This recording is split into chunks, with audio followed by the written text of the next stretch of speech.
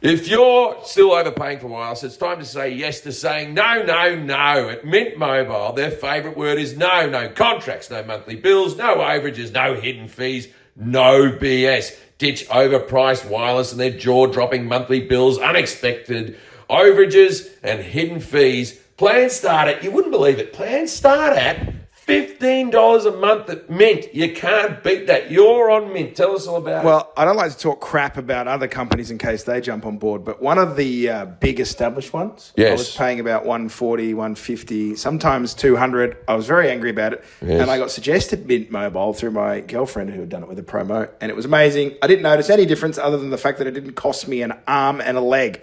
Mint's great. It's got great coverage all across the country, and I go all over America. And all over the world. We're using Mint overseas right now. That is true. I just go on their app, and I get the overseas. Mint Mobile, that is what you want. Ready to say yes to saying no. Make the switch at mintmobile.com/ATM. That's mintmobile.com/ATM. Upfront payment of $45 required, equivalent to $15 a month. Limited time, new customer offer for the first 3 months only. Speeds may slow above 35 gig on unlimited plan. Taxes and fees extra. See Mint Mobile for details. This episode is sponsored by Monarch Money. Don't let financial opportunities slip through the cracks. Use the code ATM at monarchmoney.com in your browser for half off your first year. That's 50% off your first year at monarchmoney.com with the code ATM. Mood.com has created an entire line of functional gummies that target specific health concerns with 100% federally legal THC blends. They deliver them discreetly right to your doorstep. Get 20% off your first order at mood.com with promo code ATM. Hi, everyone. This is the ATM podcast. We are now in Amsterdam. What are we going to be talking about tonight? On today, we talk about the Charlie Kirk funeral. Yeah. We talk about the European tour so far, the Jimmy Kimmel freedom of speech conversation. We probably could have done more on that, but we might even do that on the next one. Sure. We're covering everything that's happening, the cure to autism or what is causing autism. We've got a bunch of stuff, but before we get into that, we would like to do a couple of shout-outs of gigs coming up. Now, I want to get in there and say, I've loved the European tour. I'm doing my own show in Amsterdam, December 2nd. Come to that. And if you want to see me in America, I'm going to Charlotte, Greenville, South Carolina, and Phoenix. They are my last dates in America. Go on my Instagram to find those. Jim is on the road all through Europe, pretty much all sold out. UK dates as well. JimJefferies.com for all of his shows. Added a show in Oslo. We've got Helsinki coming up. We got Stockholm coming up. Yes. But all the UK gigs, they're all coming up. We only did London. They're all coming up, and they all will sell out. So get onto that. Absolutely. So that's Jim Jefferies and then Amos. Just started a show in Manchester. Yes. I'm going to put those shows out there. Before we do that as well, big shout out to our sponsor, Weed. G'day, Weed. We love weed. Well, not me. I'm not a weed guy. Jim's a weed guy, and we love Mood. That's your weed of choice. I love Mood. Mood is the weed of choice for me. I am high at this very moment. You wish you had it right now. He just got a brown. Yeah, you got a. I'm in Amsterdam. Amsterdam has lost its way with weed. Weed's easier to get in LA than Amsterdam. You get weed now and they go, oh, we can't give you gummies. We can't do it. We can only give you baked goods. So I'm eating a Stumpenwaffel. I'm high and I'm getting diabetes. And he only wishes he had Mood. Mood's the best. Enjoy the podcast. That's a free ad. Oh, that's a free ad. I was like, give me something to read. Hello, everyone. Welcome to At This Moment. There's a lot happening at this moment. We're on tour at the moment. We're in Amsterdam. This is, look at it. I got a bad prostitute, didn't I? Hey, could have done better. I was cheap. Yeah, well, they're not as cheap as some of the girls. We've just come back from, we were in Rotterdam. No. Not Rotterdam, Antwerp. We're in Antwerp, Belgium, and they have a red light district like Amsterdam that we wander around. Fuck me. It was the minor leagues. That would put you off sex for the rest of your life, it was just fucking fat elderly women smoking cigarettes on their phone, tapping on glass like, I've never been that desperate for sex. If they got off their phones, maybe.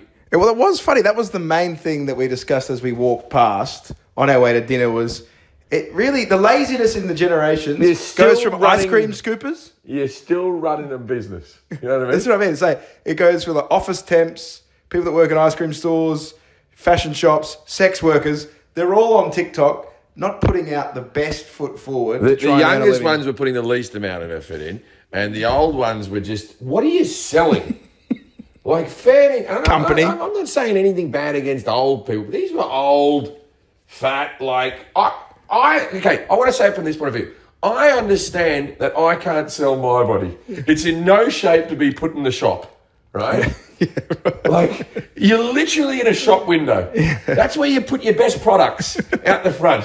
Anyone who owns a business, you put them in to lure the others. Yeah, it's fair to say that if they were clothing items, they're like misstitched. Oh, yeah. And missing threads. But Belgium, the crowd was great. People came to show up. We were also in Italy before that, where people didn't come to show up, as we did say on the podcast. And we did give away, I think, about 10 or 12 tickets to people listening to the podcast. We have 8 people who listen to us in Rome, and they didn't buy tickets. Yeah. But we don't want to set a precedent for other markets. That's so mental that they actually listened to the podcast and didn't want to come to the show. Like, how many podcasts are you listening to? There's something about that you don't really, in the city of Rome, when you wander around the Colosseum, you see the Forum, you go look at where Nero was playing the lyre during the fire, and you don't think, I need to hear an Australian yelling and screaming. That's the least amount of tickets that I've sold in the last 15 years. And the promoter was like this, yeah, but it's Rome. Rome is different to everywhere else, you know. It's different. Mate, I sold tickets in fucking Thailand.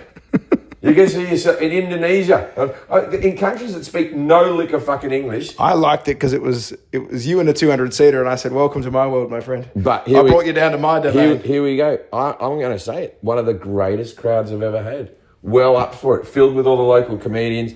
I did get a text from a young lady who was waiting. You can talk while I do this. You do some heavy lifting. But I did get a text from a young lady. We actually had the most texts of anyone. So to the Roman crowd and the Milan crowd, smallest gigs, but very enthusiastic. Gigs, banging crowd. Never be back. Makes no financial sense. I've played to 8,000 seats, and it hasn't been as enjoyable as the gig in Rome. It was. That's not what you said when you got off stage. No. I was good in Rome.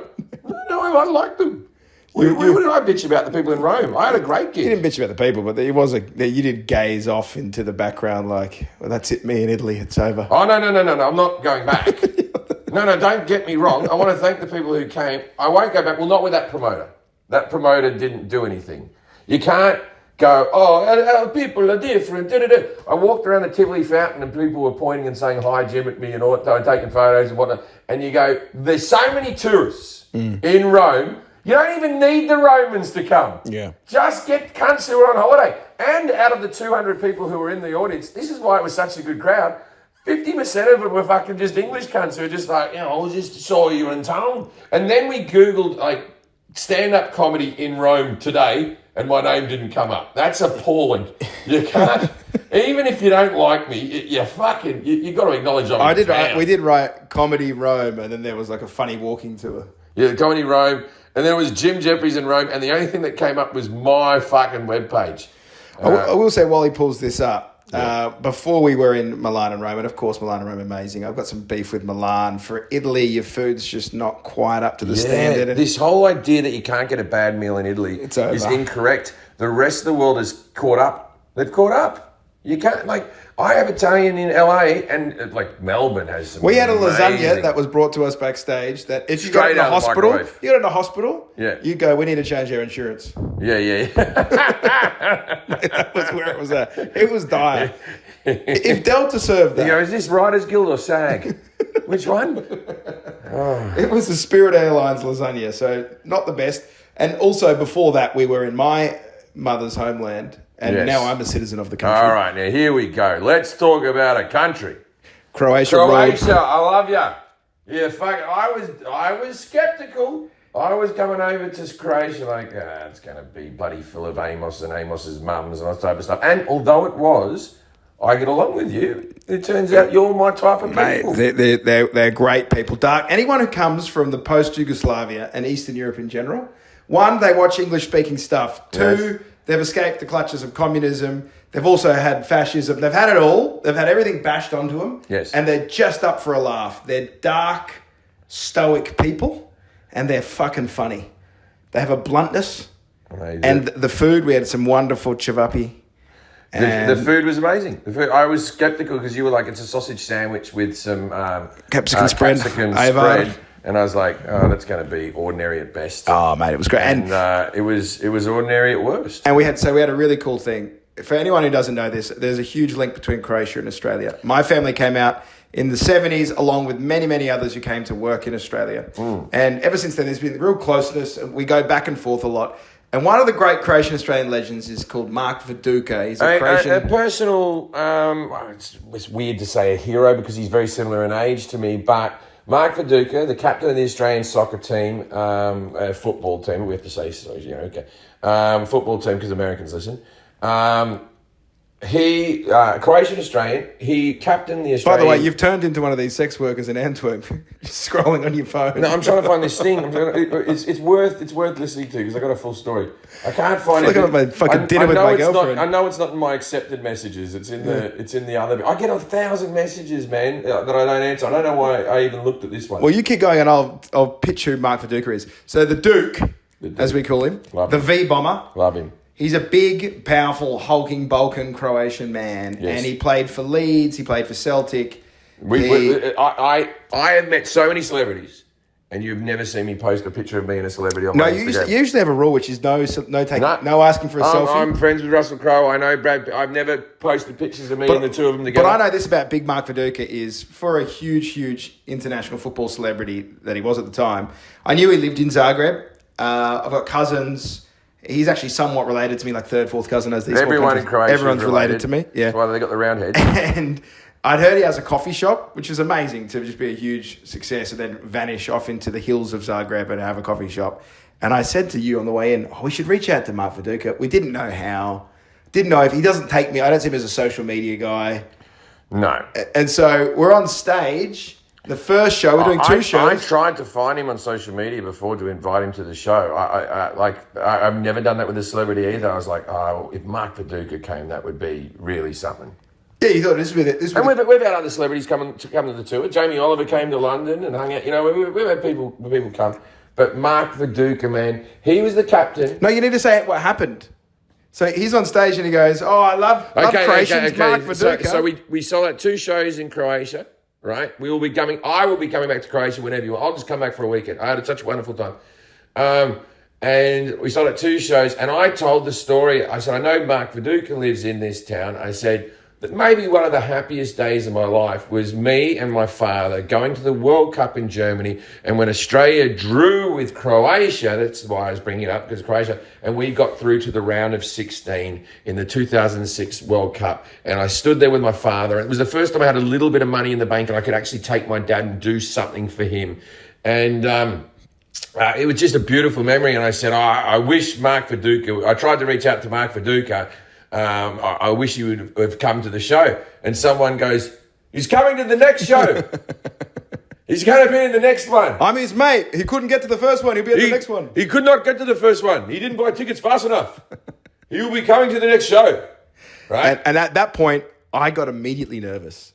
Because I had a good first show and I started to get... I was like, fuck. I wish he was at the first one because I desperately wanted Mark Viduka to think I was cool. And I knew he was going to be sitting there and watching the second one.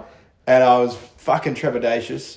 And because you'd see him as well. He's got a big head. It's one thing we've got in common. It's massive, whopping Slavic heads. Yes. And he had this uncle called Simon. We call him Shime. Shime? That's your dad, right? Or your auntie? Shime lived 3 doors down from my grandparents. And he was a bit of like, not a homeless man, but he was like a drifter and a friend of my grandfather. And he used to always say this, Mark Viduka is my nephew. And I thought he was just an old wino. Yeah. You know, did you actually ask him about Shimu? I said, as soon as Mark Viduka came back, I said, do you know a guy called Shime? He's moved back to Croatia. He always told me he was your uncle. And he's like, basically Mark Viduka was like, yeah, he's a family member, but he's not my uncle, but yeah. Right, he goes, but he's an interesting unit. He's always bigging himself up. That's how he would introduce himself to people. It's Mark Viduka, in the same way that I say Luka Modric is my cousin. It turns out He's from a village very close to our village. And he's by the way, the nicest big star we've ever met. The first thing I did, I got off stage and I said to Adam, who's the tour manager, I said, Adam, put Mark Viduka backstage passes at the box office, and when he shows up to collect his tickets, just give it to him like this, right? And I was optimistic, and I thought maybe yes, maybe no. And then at the end of the show, I went in the dressing room, and they said, "There's someone here to see you." And he came back with 3 of his mates, who were super nice guys, and it was just like chatting to a bloke in Australia in a pub. He was the most down to earth, chill dude ever. Now, if you don't know how good Mark Viduka was, a reason why he's got such a soft spot in my heart is I moved over to England. From 2001 to 2009, 2010, I lived in the UK. I was always into football. I followed Liverpool as a kid, but then I wanted to have a local team. Now, all the other Australians used to follow Leeds in 2001 to 2005, right? Yeah. Because Harry Kewell and Mark Viduka played for Leeds. At that stage, Mark Viduka was worth crowing about. Was worth walking around going, Australian Mark Viduka. He was one of the top 5 strikers in the fucking world. Not just the top 5 strikers from Australasia or whatever. In the world. He scored 4 goals against Liverpool in one game. Right? I have friends who have them tattooed on their body. Anyway. Yeah. He is a great and couldn't be a cooler dude. I was... and then at the end, I very rarely do. I never take photos with anybody. I always say, if someone comes backstage, don't take a photo with them. Let's be cool, right? It's like, and I couldn't keep my cool, man. He was, here we go. I think, no, I didn't find it. It was a different one. My phone had 2% battery and it was ticking down, and I was like, fuck it. I know Jim doesn't like this, but I said, Mark, would you mind if I got a photo? I've got to put this in the group chat. And took the photo, then you got in there. And then I had actual cousins who wanted to see me, who kept texting like this. When are you coming out? I think I left him out there for 45 minutes. Yeah. And so I was like, I'm talking to my fictional famous cousin. I don't have time for you, actual family members who have scored fuck all for Leeds. Yeah. You're just a chick that barely speaks English that wants to ask me questions about how my mum's doing. Go away. I'm talking to Mark Viduka. I can find this text because I sent it to Forrest in a picture. Here we go. I know where to get it. This has been riveting viewing for everybody. No, I haven't stopped talking. I've kept the conversation up. No, but we know you don't respect. We know you don't respect the video. Yeah, the video. I'll put a hat on for you. I'm trying to set this up. We're on the road, obviously, and it's difficult to get. We're in Holland. The podcast going. We're in Holland. As I set this up, Jim's like this. Fuck this business. And fuck anyone that wants to sit down and watch us talk. Just listen to it like normal people. Yeah, who sits and watches the video? Who watches the video? I guess they could see our funny faces. Yeah, you people just listening in your car, you missed that. It was hilarious. It's tough that you need to do this. All right, so I'm in. So Croatia, number 1. Love Croatia. We'll go back to Croatia again. Oh, you want to talk about the Milan chick? No, this is Roma. Oh, that was Rome. Okay. Roma. I thought that was Milan. So I'm backstage. The show's about to start. Now the show was set to start at 8:30. Right? I get this message direct sent to me at 8:34. 8:34. Bro. First of all, bro. Who the fuck are you? Who you think you're talking to, right? Bro, it's late. 4 Where minutes. are you? Question mark. Yeah. My dad dragged me to your show and you're late. I have things to do afterwards. Can you please start? Thanks, I'd really appreciate it.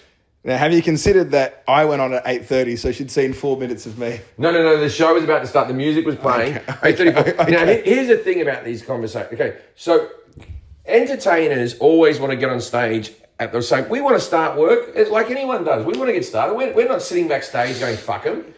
We're waiting for the audience. We've usually got dinner we'd like to go and get afterwards. Yeah, we have the theatre going, can you hold it back 10 minutes? The bar's too full. There's too many people in the bathroom. We like people to be seated, right? We can't just start on the second. Like when you're Oasis, you can, because people, they'll just start the music and they'll all run in, but they're not running in for a first joke. So comedy, we try to get it started as quickly as possible. I had never seen such an arrogant, cunty message in all my life. Then, bro, it's too late. Where are you? My dad dragged me to your show and you're late. I have things to do afterwards. Can you please start? Thanks, I'd really appreciate it. That is 4 minutes after the starting time. I've never walked on stage with my phone in my pocket. I had it on the screen. I put it in my phone in my pocket. I did 5 minutes to warm up the crowd because you don't want to start laying in right away. And then I said, I have to talk to an audience. I have to say, okay. And I said, and because there was only 200 or 250 people in the room, I think we got 250. Well-lit people. Yeah, well-lit people. I was seeing like there was a girl with a dad, and I was like, huh. And I said, I think you might have written it. And I went, bro, it's late. Where are you? And the audience laughed, obviously, the message. And then I said, was it you? And she goes, yeah, see, like that, right? And I'm like, okay. I was about to just rip into her, and I went, how old are you? And she goes, 15. And I'm like, fuck. Because you can't abuse a 15-year-old. It's not her fault that her mum gave her Tylenol in the womb. You know what I mean? That was seamless. Well done. On to our next subject. I had to get us into the topical But to that young lady, so in Rome, I did 20 minutes longer just so she couldn't do what she was going to do fucking afterwards. And then she was in the meet and greet. Oh, mate, you were pulling out all the old material you had to be like, I am going to ruin your plan, bitch. He was doing up, Gunter up. And pointing at her. Yeah, it's your future. That was an interesting gig as well because it was smaller and it was in a big theatre. People who bought tickets in the balcony, this is really funny. What people don't understand about comedy is they were like, but these are the nice seats up here in the balcony and we don't want to move. And I had to go on and go, hey guys, move down. Now the venue said they won't move down because that breaches the law. They want to sit in the seat they want to sit in. And I said, but they have a worse time. What do you mean it breaches the law? What a load of fucking absolute nonsense. That's just lazy fucking union fucking theatre. If you ever want to learn about unions, start playing in theatres because every 5 shows you meet a cunt like, you can't move that chair. Why can't I move the chair? Well, no, it's against union rules. What? Who is stopping me from... You have to have an employee do it and he won't be in until 7. Oh. And he has to be fed first. Yeah, he has to be fed. And he's not meant to be working today. Do you need him to come in? It's going to cost $3,000. They're the fucking worst. So I said to the audience, the way I got them down is, Jim and I are from America. I don't know if you've seen what's happened in our country, but assassinations are going on. So we'd rather not have people sitting up high in the darkness. Clever boy. And I got them to come down. And we ended up having a great show. We should probably move into what is happening around the world. Show, but I just want to say, the rest of Europe has been selling fine. That's a blip. We've just sold 8,000 tickets in Amsterdam. Humble brag. Not even humble. Yeah. Just straight up brag. Tylenol. So there's quite a few things. Obviously, this is attempting to be a comedy podcast. Sure. But we'll see how we go. Sure. So safe for now because... let's start with... I think the way to get into this you want is to do to start... You want to do... I want to start with the speech that Trump gave at the Charlie Kirk's special. But he's special. He's special. He's comedy special. Yeah. Well, it looked a little like a WWE event. I didn't think he was going to rise from the coffin. The service, I had never seen so many fireworks at a service in all my life. I've seen some fireworks, just not that many. But apparently fireworks. it's not called a funeral, it's called a revival. Yeah, well, just like, here comes out the wife. Yeah. You know what I mean? But anyway, she spoke very nice. I hope when I die, I get the entire executive branch of a government pushing their legislative agenda. But this is the thing. So Trump going, he liked his enemies. I don't like my enemies. I'm sorry. I hate him. And then he's just like this. And coming up, I'm going to talk about autism. He mentioned that in a service. I have done eulogies, never plugged a show. No. Never gone. And if you look, and he always used to laugh at my jokes, which you can see on Netflix, Two-Limb Policy. He wishes he was here for the premiere of that coming up. And, we're doing strong numbers too, 1.9 million on the first. Yes. More to see. We'll see that in the future, but this is about my friend Gavin. So I watched the event, and obviously it was remarkable. There was 20 million watching online, 200,000 people packed into a football stadium for this Charlie There was Kirk baseball players who didn't play that game because they had a grievance. That you're only meant to have that for when you have a family funeral, you have the day off. This is teams that were going into the playoffs, and there's like, Matt Shaw was like, got to go to fucking... It's obviously a big cultural moment over there in America for the right-wing side of politics. Do you know what I described it as to a friend? I'd written this down it was Martin Luther King dying for men who say, let's go! That was their moment. You can use that joke in about a month. That's what it felt like to me. So obviously, massive cultural touch point, and the wife's speech was good. She did a good one. She forgave. Look, I'll be honest. I feel for Charlie Kirk and his family. I don't think the guy obviously deserved to be shot in the neck. I didn't agree with a lot of stuff that he had to say, but too much religion. I know it's a service, but he's an extremely religious man. But if they're going to do all the politics as well, and politics and religion, just keep them separate. Just make it all religious or all politics. What if your politics is religion? Then you're the state of Israel. I know. Then we've seen how that works out.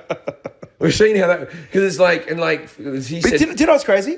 When she forgave him and she looked up at the Lord and all that type of stuff, I thought, it was very sweet. Even, but I think all religion's bullshit. All religion's bullshit. Well, I'm Catholic. Yeah, well, you don't fucking believe in it, though. I do. You do. I just think I'm lapsed and fallen. Do you believe that there's a guy called Jesus who died for your sins? Yes. Right. And do you also believe there's a bloke called Muhammad who's been hanging out with other people? Was Muhammad. He was a warlord. And do you think there was Buddha? Was he all doing stuff? He sat underneath a tree and thought about things. Do you think you were lucky enough to be born in the country that had the right one for you? I believe that there is some sort of mega consciousness that's out there that many faiths are trying to get to. That's fine. And I think there's a religious... I don't believe in that, but I can get on board with that. I can say, all right, there's a higher being, there's a magical mystery thing, but do you believe the book that people wrote, John, Paul, right, Ringo, all of them, yeah. right?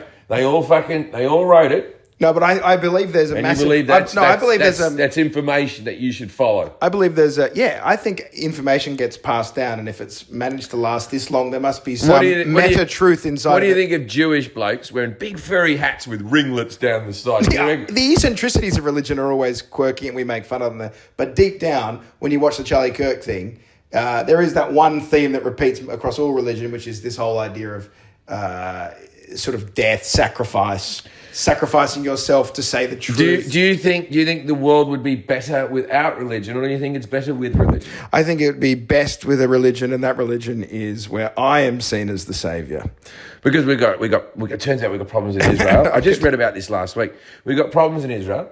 Just heard about it. There's issues there, isn't there? Just heard about it. Yeah, there's some guy. Yeah, there's problems, and so there's problems in Israel. Do you reckon that would be happening without religion? Do you reckon that's just? Well, I don't believe without religion. I think that's, as the South Park episode would say, the moment there's no religion, you've got the Atheist Core United, you've got Atheist Alliance Unlimited, you've got Atheist this, Atheist that, and everybody separates themselves into groups. This is another argument. Part of the reason I stopped talking about religion in the stand-up, they became insufferable because the atheists are insufferable. Some of them, not all of them. I've met some wonderful atheists like my father are great. Where you go, it took me 40 years to ask him, do you believe in God, Dad? Nah, it all seems like a bit of rubbish to me. Yeah, and that's it. Yeah, but you know what? Even your dad, though, it is formed, his opinions, whether he knows it or not. There's a bedrock from Christian theology that goes through our world. You can be a good person without having to have 10 rules written in a fucking book. Yeah, no, but you think that. But even being an atheist, you are really just a modern Protestant. All of your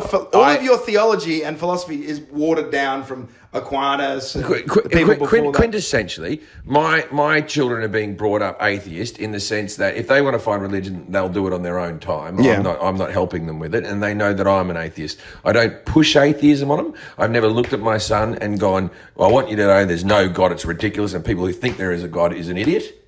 I just don't mention God. When he talks about it, I go, I don't believe there's a God.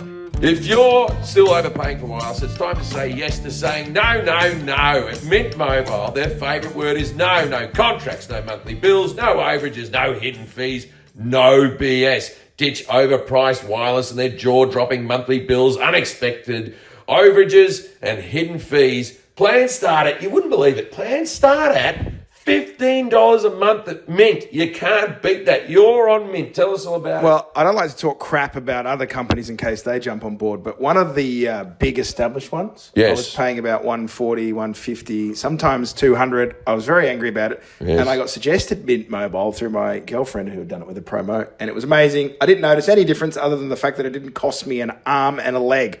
Mint's great. It's got great coverage all across the country, and I go all over America. And all over the world. We're using Mint overseas right now.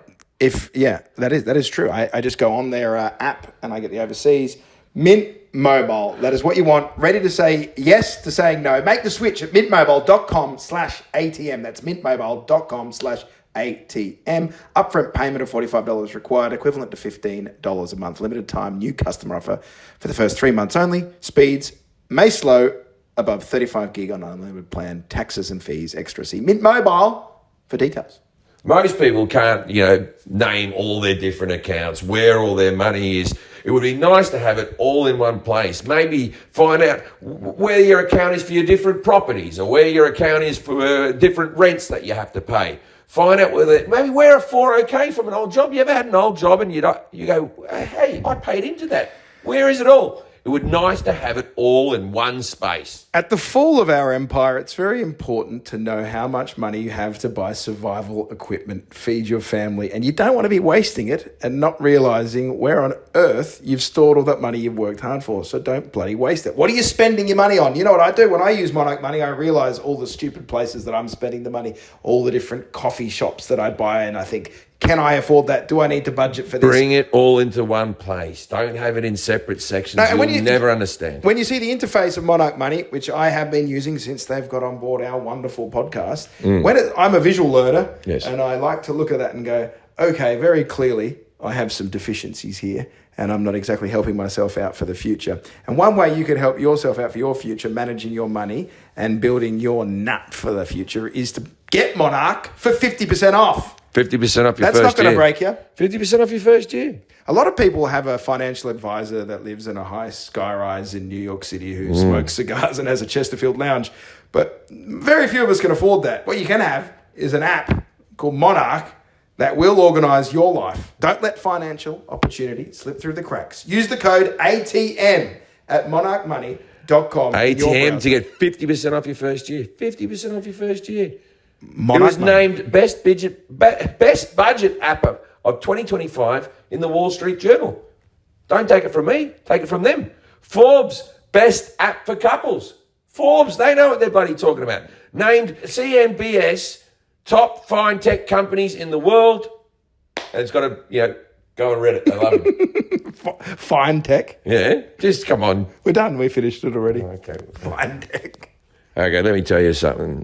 I'll tell you about the online cannabis company that's revolutionizing how we deal with life challenges, from sleepless nights to stressful days. I've been using it. It's mood.com, and it has created an entire line of functional gummies that target specific health concerns with 100% federally legal THC blends that deliver directly to your door or your doorstep. They also do it discreetly. Jim, do you ever struggle to sleep at night thinking of your many failings, your character flaws, everything that's gone wrong, and you live in a night terror of sweat? Doesn't everyone? Isn't that the normal?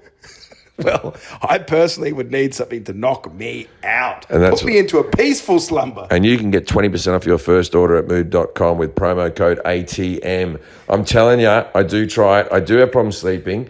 I have problems sleeping on the road is my big one, because different times and stuff like that. I've been using Mood. Look, if you're a person who there's generic drugs out there we know the drugs that people say they're habit forming. This isn't, and they're epidural. You say it, euphoria. I said epidural. And they're epic euphoria gummies. Listen, the point is that people get grumpy. They're stressed. They need to unwind. It's a hard world out there. I travel with Jim. Let me tell you, when he doesn't have his mood on a particularly difficult day, it's a torturous. I dose him up. He always says, "Why are you in a mood? You haven't had your mood." This is actually not a joke. Our tour promoter does say, "Can you make sure he has his mood gummies, or he's going to be quite the difficult customer." This is true. This is actually true. What makes a difference is how they're paired THC with other cannabis herbs and other things.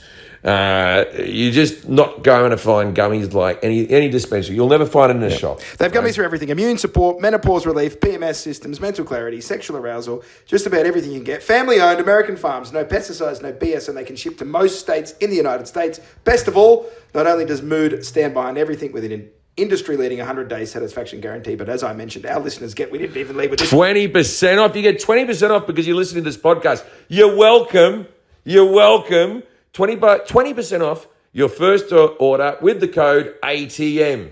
That's right, ATM, and get out there and get yourself in a good mood. Your God to them is, for most people, is stories. That's where people. Where do your kids learn their morality? Really, where do you think people learn their morality? His mother is an atheist, and she's one of the sweetest human beings that has ever lived. But morality out the fucking window. Coming from what though? Where do we learn our morality? This isn't the podcast I wanted to do today, but it's a good one. Where do we get our stories from? Where we look at something and say, you know what? Star Wars. There's an internal, all these stories all come from... Oh, stop acting like that was the one story. We couldn't have come up with that story. We have one story. People came up with that story. The guy on the cross. Have you been to Israel and gone fucking to Jerusalem and walked up that hill? He dies on this cross, and then, there's the cave over here, and here's the stone over here, and here's this over there. It all seems very fucking convenient. Yeah, but what's the meta story behind it all? So they go, all the stories like Superman and everything, it all comes from Jesus. We could have very easily... Someone wrote that story. Why do we keep doing maybe have like 5 or 10 tales in the world, yes, morality tales exactly in the world that we can. I was just in a movie that had so much Jesus stuff. And by the way, with the reviews of him that we said we were going to do, I came out of it all right. So we did say we were going to read the reviews. The bad reviews of my acting, and there were the only one person said I wasn't funny. And I have that comment every day. You've got it. That review, you've got a lot of scar tissue for that. that review is banging around my head right now.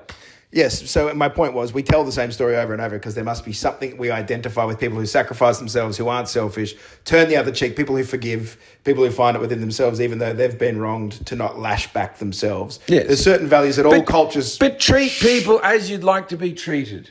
That is the most easy rule. You can't say that in this town. Some people like to be pissed on here, and I don't want to be pissed on. No, but respectfully, and they want to be pissed on. They want to be asked to be pissed on, and they want to be respected before and after the pissing. For €80, apparently. Okay, all right. Well, just cut this podcast short, everyone. Here's what I wanted to get to on the Kirk event. I thought Erica should have finished last, the wife. Her speech should have gone last. I think when Trump came at the end, it was like you can't top the widow who put a unifying message out there. But also, once you put fireworks up the first time, they lose all effect.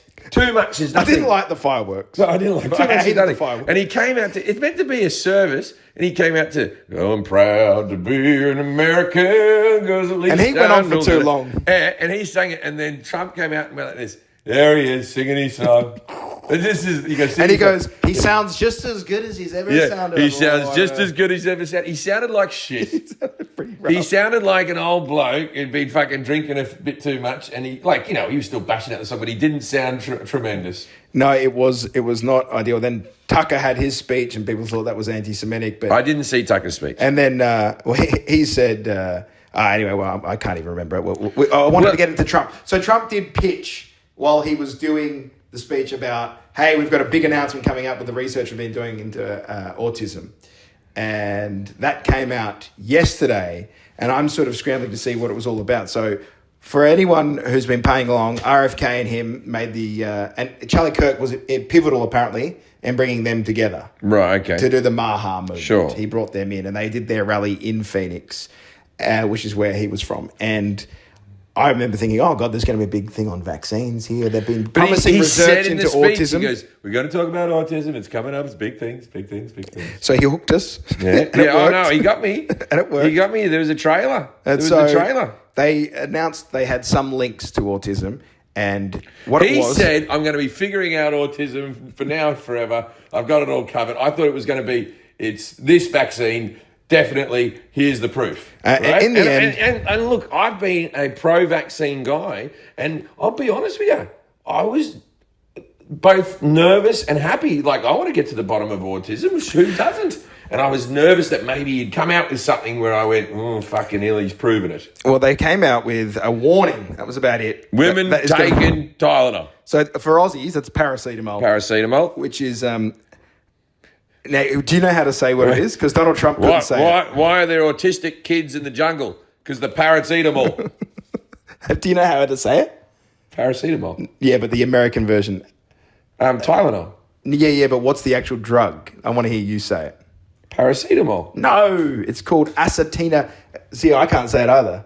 Acetaminophen. Acetaminophen. Is that what it is? Acetaminophen? I don't know, but I just call it paracetamol or Tylenol. I don't need to know. I've always thought that drug names are stupid. Drugs should be called things like, that one's called Danny. You know what I mean? Why does it have to be the Tylenol? This one's called...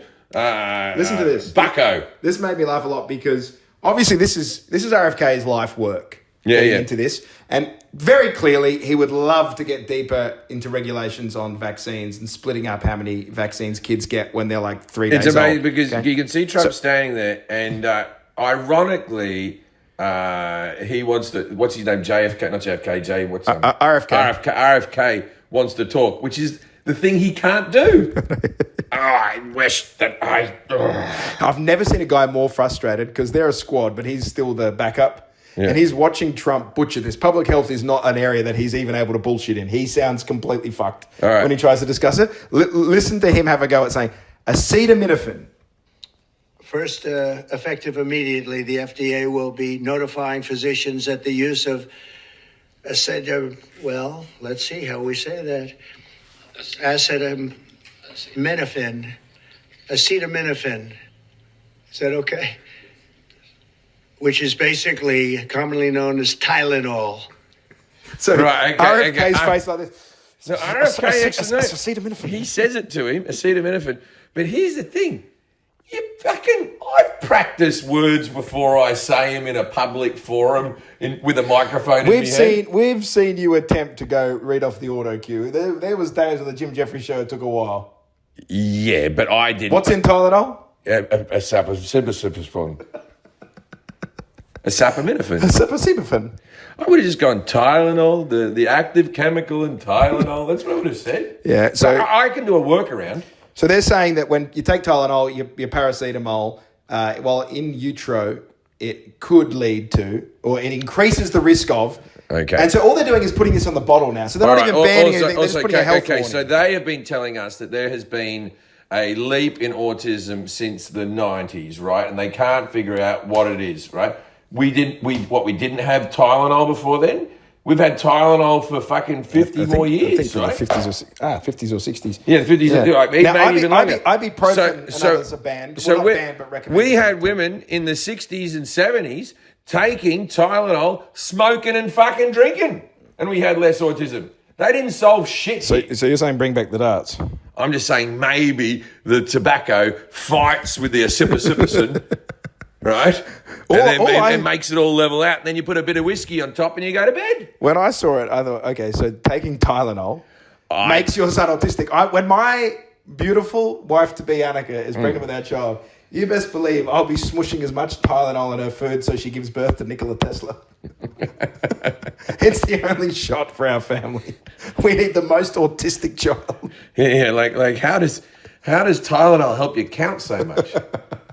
Like, if you love your children, drink Tylenol, which is, by the way, what's going to happen. So we live in this fucked time of politicized medicine. First of all, how do we have all these adults who are autistic?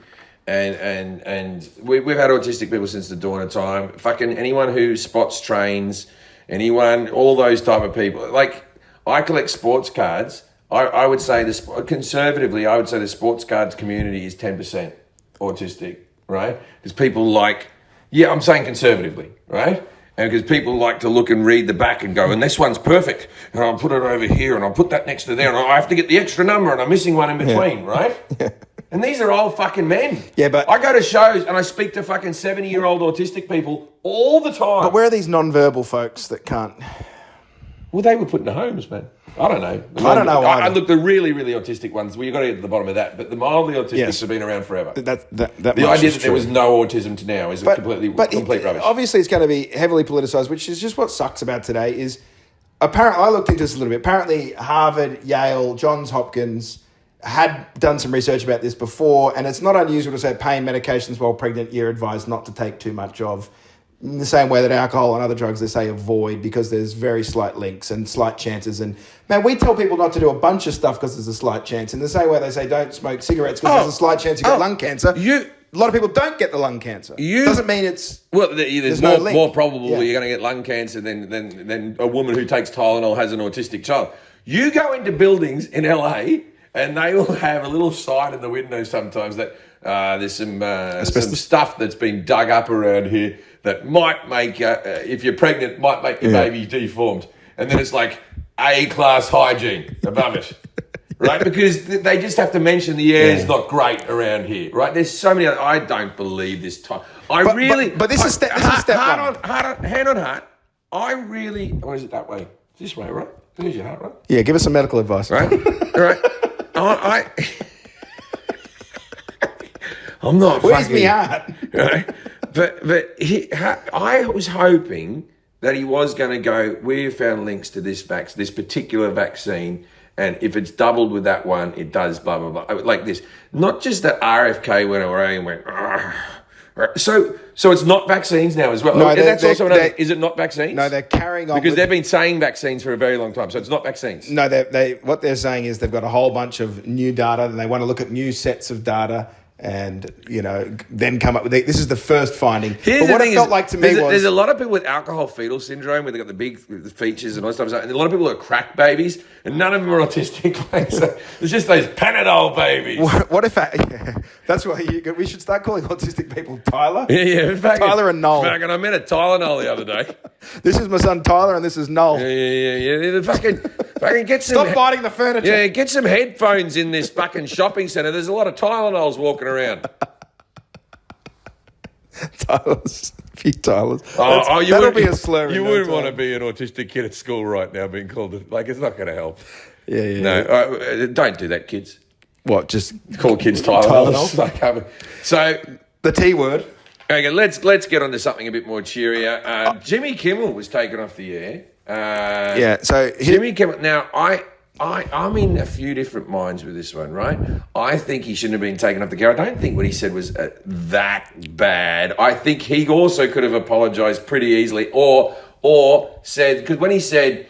with these MAGA people, that he was anything other than them. I think he was saying they're assholes, he's an asshole, everyone's an asshole, right? That's what I think he was saying. I don't think he was saying this kid was MAGA, but maybe I'm wrong, right? Yeah. Now, the people who said that Jimmy didn't want to apologise, his boss fired him, so it's not really a freedom of speech thing because your boss can fire you if they're not happy with you in a situation like this. If you're working for Disney, your freedom of speech is very limited, by the way. Yes. Yes. This is the main thing. Freedom of speech is the ability to go out there and say your wild political thoughts without being prosecuted, going to prison, being stopped from speaking if you want. When you work for Disney, you're pretty gagged, folks. He was still free to say it, though, and they were free to not be happy about it. But there was bullshit pressure coming from the FCC. Even I have to cop that. Yes. Now, here's the thing. We don't want Should that. have it happened? Absolutely not. No, it shouldn't have happened. But he doesn't work on the Friday. It happened on the Wednesday. He missed a Thursday and he missed a Monday. We missed 2 episodes. It's just a long weekend. It's basically Thanksgiving for the Kimmels. Even since we spoke about this, it's changed again. Yeah, what? So the ABC Disney Corp has brought Jimmy back. Yeah. But those affiliates who had sort of led the boycott are standing firm and they refuse to air him. And they're going to run a news show. So it's a divided network. So the way that American telly works is a lot of different groups own regional television stations. So like, for instance, ABC in LA is what, KTLA? Right, you can't do that. You can't start saying we can't air this show. Well, Sinclair Group is refusing to do it. No, but now we're... And also, what do you... Is Jimmy Kimmel talking the card you're going to play for freedom of speech, like block this person? Haven't you got bigger things... Okay, so they reckon... Wouldn't it be amazing, though, if tonight Jimmy Kimmel does come back and he, in his monologue, he just walks out and says, I'd like to recognise the Palestinian state? Will he do that in his freedom of speech? Well, everyone else has done it, except for New Zealand and America. And New Zealand's holding out. Why are you holding out, New Zealand? Everyone else recognises Palestine as a state. And New Zealand's like, I don't know, maybe. We have to check. Oh, it could be a state. We just don't want to get involved with that. But, we have our own problem. Those people on the North Island, they say that their cheese rolls are better than our cheese rolls. Not true. We'll recognise both of you guys when you chill. Chill out, Gaza. So my point hard to say, Gaza. I don't know how to do it in that accent. Gaza. I'd like, on Jimmy Kimmel's first episode back, as a win for freedom of speech, if he would get Julian Assange, Edward Snowden and Chelsea Manning on a couch while they recognise the state of Palestine. And we'll see just how free the speech is on Disney. Okay, well, I have no problem with Disney. Disney lost the same amount of money that they paid for the Star Wars franchise because people selling their stocks. So it wasn't good for Disney. It was not good for Disney. But, hey, I'll say this to you, Disney. You didn't lose any money from me. There'll be no boy, like any parent with a 4-year-old child isn't boycotting Disney. You try telling the 4-year-old, nah, don't you be saying Hakuna Matata one more time. Disney Plus is bringing up my child. I can't leave him with Peacock. Well, you know what I mean? Well, right now, Hakuna Matata is what this world needs. Hakuna Matata. Hey, Jimmy, Hakuna Israel, Matata. Gaza, Hakuna Matata, right? Fucking Donald Trump with Tylenol, Hakuna Matata. Disney and Kimmel, Hakuna Matata. Hey, Italian promoter who didn't do his job, Hakuna Matata. Right? It's... we don't need free speech. We just need Lion King speech. Okay? Because political violence gets to the point, like Scar, where True. Mufasa gets killed in crazy times. We all like feel this. like we've been run over by a bunch of wildebeests. But you know what Simba did? He forgave. He did. And even more in Lion King 2. Yeah, and all those hyenas that were out there in the dark lands, the Shadowlands. Oh, yeah. There was a divided kingdom. Yeah. But Hakuna Matata. Hakuna Matata. What a wonderful phrase. Also, Nathan Lane. Hakuna Matata. Wait, that's such a privileged country thing to do, to look at the Palestinians and go, hey guys, Hakuna Matata, we're all good now, right?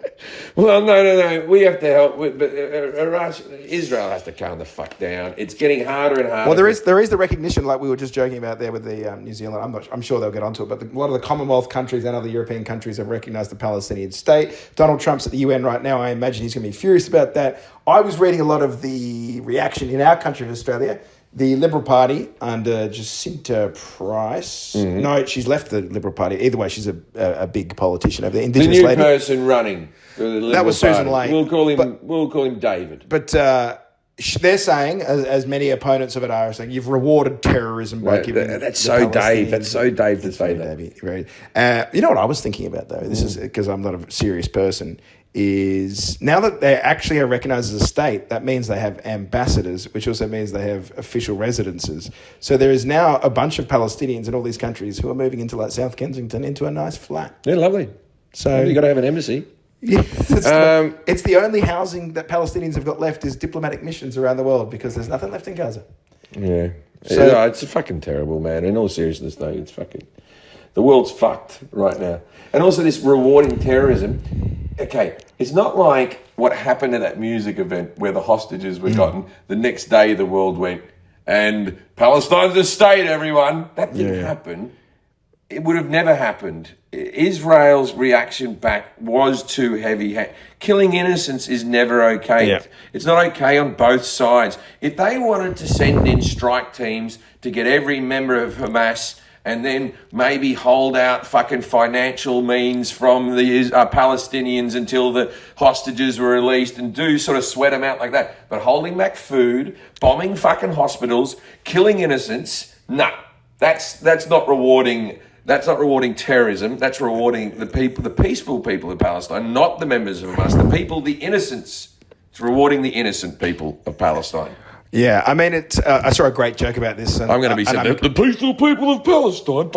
I have to quote, I'm going to forget the guy's name. I think it's my mate Brad Sematuk. He had a great joke. He's Canadian. He goes, Canada and Australia recognising Indigenous land after it has already been taken and destroyed? Oh, that's so us. I thought it was a brilliant joke. That is us. That is, right. Like, it's one thing now to go, we recognise it. It's fucking ash. That's when we're recognising it. But it's not. I want to take it to a light angle because we don't want to. What it is it's hey Israel, enough is enough. That's what they're saying. Enough is enough. Yeah, I mean, if they keep going the way they're going now, they're going to get kicked out of Eurovision. And now, do you want that? Well, I want them to get. I want Israel to get the World Cup. I want to see all the other teams kneeling during the anthem. I want to see everyone because our mate, what's his name, the football player. Said Russia, when they invaded the Ukraine, were out of FIFA. Yes. They're out of FIFA. Eric Cantona. Eric Cantona. And he said 70-something days or whatever it's been, and there's nothing. Yes, you said the Russians got kicked out and the war's been going on in Gaza and Israel is in UEFA still no kick. Eric also kicked the dude in the head. I got to be honest with you. Then I said 70-something days. I know it's not 70 days. I had an 70 days since you came. I'm in Amsterdam. I have no gig tonight. I took an edible just before the podcast because I thought we'd get the podcast done in time. And I took forever to get ready. And it just fucking kicked in. Did it? And I just looked at you and went, the war in Israel. I went, I'm in no state. I'm in no state to be pulling out facts and figures. No. You may have seen my body language close down. I knew who I was about to talk with. It just came in. I was totally cool during Hakuna Matata. Oh, yeah? Yeah, I was good then. It dropped off. I'd like to find out, obviously, I've had my anger with the Israeli state for some time, but I'd like to say one funny thing that I saw. Sure. I have a friend called Kyle, who's the least political guy in the world. He's just a Scouser. Yeah. And, Kyle? He's a fucking Kyle, mate. And this is how I know there's a public shift of consciousness really across the board everywhere, is Kyle doesn't care about a single thing on the earth except for trying to have laughs, get beers, and get some pussy. Kyle's not much to look at. Yeah. Kyle, I'm not saying we are. Kyle bought a Palestinian football jersey. Yeah. And he's posted on his thing something to the effect of, mate, you want to get fucking left-wing pussy? Fucking get yourself a Palestine kit. No, I don't even think it's left wing anymore. No, that's what I think the world is together. I don't think it's just left wing people anymore, or it's over political things. I think the whole world is. When you see Palestinian kits being sold at like just regular merch stores everywhere around the world, you're like, okay, that was not a jersey I was seeing a year or 2 years ago, and now people are wearing it like socially to like, to, you know. To show that they're on the right side of history, they would say. So Eric Cantona, made it all weave in. All APAC had to do was give me some money, and they didn't. So now I have to say this. Well, that's got to be everything happening in the world right now. No, we've got much more I don't want to get to. Good. I wanted to talk about. Oh yes, we didn't even get to discuss this. So another big story that's been bubbling away for a while was Brigitte Macron. Yes. Brigitte Macron, the First Lady of France. Well, is she though? Is she? Is she a lady or is she a man? What is she? This is what's quite funny, is she's in this lawsuit now of defamation with Candace Owens, because Candace had magnified the claim by some French journalists. You can't do that, Candace. That Brigitte had a cock. This is what the trans movement has done. There's women who have never had cocks who are being accused of having cocks. They're the real victims in all of this. Brigitte Macron has been asked, prove that you're a woman, and now this, and I'm going to quote you here, quote something here. Brigitte Macron is proving with photo evidence to a judge that she is in fact a woman. So not DNA evidence, photo evidence, which does make you think that the judge is getting a Snapchat and she's sending pussy pics. Why don't you just do DNA, or why does it? Pissing a cup or something. Has she had a kid in her life? No, she's never had children. She has had children, but one of the claims was there was no photos of her pregnant, no photos of her with the kids when she was young. Because she's French, they smoke. They stay thin. So you keep the baby small. What photo do you think they sent to prove that Brigitte is a woman? I reckon it was when she left it was just a down toilet seat. It was very subtle. With Macron next to it? Yeah. Well, I want to get onto that very quickly. Scratch tires? For women who say, he left the toilet seat up, I was the last one there. I'm sorry, I can't be living in a world. So I'm the only person who has to physically touch a toilet seat. You didn't leave it up for me. How about that? Right? So I have to touch it and pull it up. I have to touch the disgusting seat that you've been fucking sitting on. I have to touch it and put it up. And then I also have to put it down. You never have to touch it with your hands, not fucking once. So you're saying it should be when the woman pisses, she lifts it up, and when the man pisses, he lifts it down. Maybe we work on a rotation. Right? So a seesaw seat. Yeah, so Monday, Wednesday, Friday, I'll give her the extra days, right? Is that true gender equality? I think it is. Right? Or 1 month on 1 month. So I get January. No, it should just be each time. Yeah. So when she finishes pissing and she flushes, she lifts it up. Right, so to be completely equal, right? I lift it up, one touch. She lifts it down, one touch. Yeah. We all have one touch of the seat. This idea of, this guy left the toilet seat up. Why should I have to fucking touch it? You know what? When we live by ourselves, we leave it up the whole time until we do a shit. It's funny. A girl's like, you left it up. You never lived around women. You're like, my ex was a bulimic. It's what she wanted. Yeah. I used to get I lifted it up. We used to get yelled at in my house. My mother would say, "You've left the toilet seat up." It was 4 men and 1 woman. Not fair. It's not fair. Even when the edible kicks in, you've got issues with women. I'll fucking die on this hill. I just want to get... By the way, I bought a Toto where the seat goes up and down by itself. Fucking game changer. I told you, money ends a lot of arguments. Yeah. If only you plebs could afford a electronic toilet, you wouldn't have your marriage crumble. It's one of my favourite things I've ever bought with money in my whole life is my toilet. It's fucking amazing. It's amazing. I would do it if I was broke. If I got moved into a council estate, I'd save up. I'm not high, but I've just had this. This is probably going to have to get cut. But I do have. Don't make it cuttable.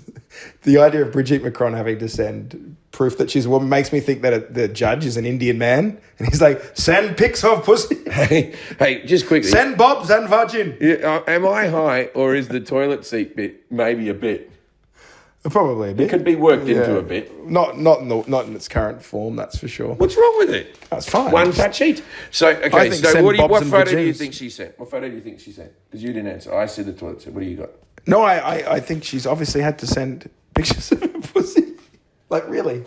What else proves that you're a woman? But if she's trans and they made a good pussy, are these like makeshift pussies unbelievable from a photo? Maybe it's her in the hospital with the baby crowning out.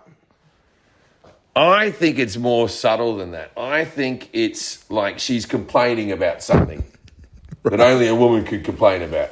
She's looking at Macron like there's a wet towel on the bed and she's losing her shit. It's a picture of a car very poorly parked. Yeah. It's a video. It's a video of her driving. With horns. That's a video, though. They said photographs. Oh, photographs. So anyway, to be honest with you... It's a photograph of Macron trying to watch sport and she's sitting up to the side. I don't get why they it makes it seem like the trans women all still want to play sport. But it makes her seem like she is a dude. The fact that the fact that the First Lady of France is sending pictures of her boobs or whatever to a judge. Because they said it. What? They also said it about Michelle Obama, right? There's people who are adamant. I've met conspiracy theorists who are adamant that Michelle Obama is Big Mike. She would never, would she? Could you imagine Michelle Obama having to be like, fine? Oh, I can imagine. But do I want it to happen? No, I do not, but I can imagine. This feels like some Middle Ages check your virginity shit where a judge has to stick his finger in there to see if the hymen's still intact. Yeah. You know what I mean? Like, we have to have a situation where Donald Trump's like, I'll check it myself. Was it a photo of her doing a terrible blowjob? A teethy job? Like she doesn't know what to do with a cock. It doesn't feel right. It's so demeaning. Imagine that. Prove to me. It must have been a photo of her as a little girl or a teenager. Yeah. Well, I think they should still... Maybe you think that's like as a teenager? There's more dignity in the DNA test, though. That's why I would have thought you would just send a sample of your urine. There's more dignity in just going, fuck you. There's more dignity in that. I know, but they sued. Oh, yeah, I know you have to sue. Oh, you have to sue. Yeah, you have to do that. So it's got to be a piss test. The photo thing is just a shitty angle. Yeah, now I'm saying believe she is a man. That's what I'm saying. Why wouldn't you just do it? If you're suing, just do the weird. DNA. Don't just do maybe sliding this to a judge. Maybe it's a perfectly shaped shit in a toilet. Wait, why? You think women have perfectly shaped shit? They have better ones than us. They can't do the damage I do. I've seen some women's bathrooms when I've been lurking. I'm joking, but I tell you what, women who piss, when you hear a woman piss in the wild behind a dumpster in an alleyway or something like that, it's not a ladylike piss. Men's pisses, men are how women should piss and women are how men should piss. A lovely stream should come out of a woman, a perfect stream. And when you hear it just... Well, yeah, because they've got to squat down and just sort of open up an evacuation chute. Yeah, it's not a delicate thing. I would say ladies pissing is the least feminine thing on earth. I haven't got enough evidence to suggest of that. But again, like I said, we are here in Amsterdam, and for the right fee, I could find out. I think I'm hilarious right now, but I might be terrible. Well, we're about to go off and have a meal here in Amsterdam. Fancy. I'm going to go tomorrow to the Anne Frank Museum, and to everyone else. I'm going to go. Yeah, we'll go together. I do things. I like to go to Anne Frank's. Yeah, but don't get too high. What? No, I don't get high. It's a show day. I don't get high on show days, right? But I will. You don't get high for shows? No. You've never got high for comedy? I've had a little bit in me and it's never worked out for me. I try not to be high on stage now. Really? Yes. You're just weird backstage. I do my very best. Interesting. I do my very best. Do your very best. Okay, well, that's pretty much what's happening at this moment. We'd like to give shout-outs, though, to everyone in Europe who, legitimately, we've made some fun of the people, the small crowds in Europe. They're the best crowds always coming out in Europe. The crowds have been phenomenal. The response has been amazing. And look, we've got all these big fucking shows coming up. And the UK is coming up. And every show in the UK is going to sell out, man. So if you haven't got your tickets, get them now. I've got Glenn Wool and Andrew Maxwell. Sadly, Amos won't be on the bill with me. I should have brought you along because it would have been easier to podcast. What was I thinking? But there you go. I got to get home to my place in New York. But thanks for listening, everybody. And we'll see you on the road wherever we are coming next. God bless America. Whatever happened to Goodnight Australia? You've changed. I saw that service.